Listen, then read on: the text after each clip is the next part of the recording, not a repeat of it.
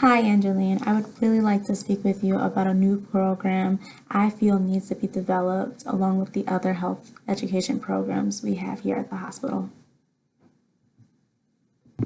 Sure thing. What are your concerns?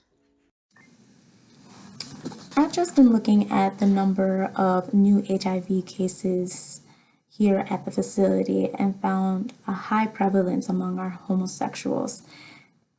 So I've assigned you the task of developing a safe sex program for those who identify as gay and lesbians. Oh, okay. Supervisor Sierra hangs up the phone. Later that day, Angeline started thinking about her personal beliefs on homosexual relations and began to feel it was unethical to design a program that promoted an immoral behavior. I don't know about developing a program that goes against my personal religious beliefs. It seems kind of unethical, doesn't it? Maybe I should ask some of my colleagues for their opinion. Angeline goes on to call Destiny for a video chat. Hey, Destiny, can I talk to you about something real quick? Hey, sure. Of course, what's up? Well, the supervisor at the hospital that I work at has assigned me to a task for developing a program on safe sex practices for people who identify as homosexuals. Okay, that sounds interesting. What seems to be the problem? I feel like it goes against my personal beliefs, and I really don't feel up to the task. You know what? That is a tough situation to find yourself in. It sounds like your personal beliefs may be clouding your judgment. You should review the code of ethics for the health educator. I'm sure that will help. You know what? I'm gonna take your advice, but by chance, do you have a copy that I could borrow? Sorry, hon. No can do. You should ask Elizabeth. She usually carries a copy around with her. However, she's a little bit obsessed if you ask me. All right, cool. I'm gonna go and I'm gonna ask her about the copy. Thank you. Angeline sees Elizabeth has a book in hand reading it, and it just so happens to be the Code of Ethics. Hey, Elizabeth, do you think you could do me a favor? Do you think I could borrow a copy of the Code of Ethics from you? So I can review it? You mean this code of ethics? Why do you need it? See, I'm kind of struggling with a dilemma for a task that I've been assigned, and I want to figure out what I should do about it. Well, you are definitely starting at the right place. You'll find everything you need to know in the code of ethics. It's very clear on our responsibilities as health education specialists, and it won't steer you wrong. Here you go. Elizabeth gives the copy to Angeline. Hey, thanks for the copy. I really appreciate it. Angeline reviews the Code of Ethics and is baffled at how misguided she has been.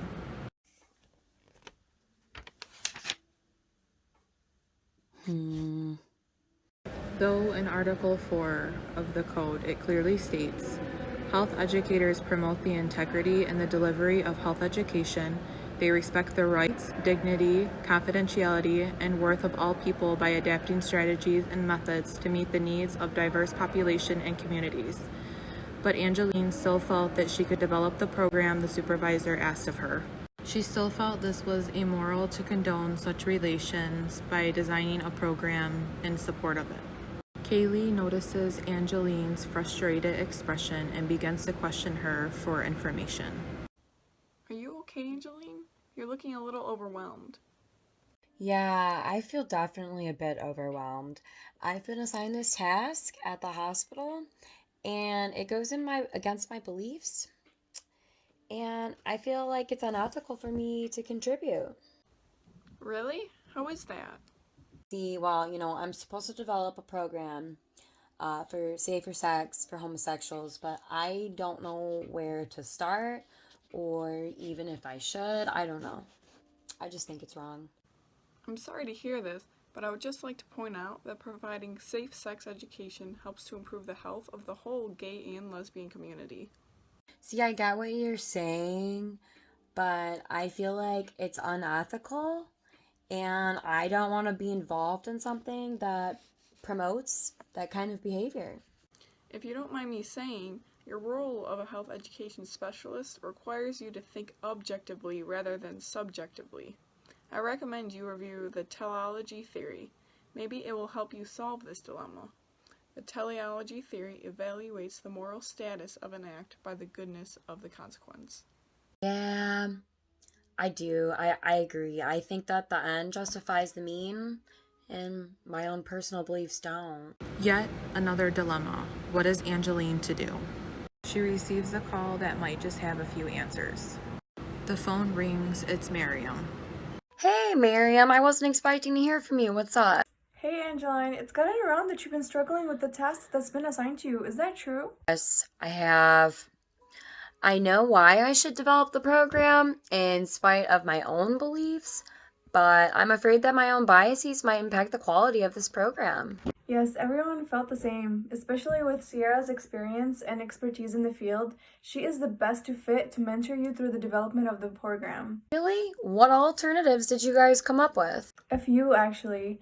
First, Sierra has volunteered to help you develop the program, and she'll be there to ensure you are making decisions that abide by the code and monitor your decisions and help you make them without allowing your bias to contribute. Honestly, that sounds like a really good idea. I'm glad you feel comfortable admitting this. A group of us has actually gotten together to find a possible resolution for your dilemma. Yeah, that's what I heard. And yeah, regardless of my beliefs, I still do want to do a good job with providing this program for safer sex for homosexuals. Angeline and Sierra meet up to develop a safer sex program for homosexuals. Hi, Angeline. But before we begin this journey together in the development of this program, I feel I wouldn't be doing my duty as a health education specialist if I didn't say this. Yeah, what's that? There are quite a few theories that exist within our community that address your dilemma, and your behavior has been a contradiction to those theories as a health education specialist. Yeah, unfortunately, I haven't had time to be, reviewing the theories lately. Which ones are you referring to? Well, to start, you have allowed your own personal beliefs to contradict our deontological ethical theory, and by doing so, this has led you to act in discord with our non-maleficent theories that are instated within our discourse community. Have any of these theories I mentioned so far helped you to better understand your role as a health education specialist to the community? Yeah, I get what you're saying. I've forgotten about those theories, and now I realize what I've been doing wrong. For the sake of being on the same page, do you mind telling me what it is that you feel you have now realized?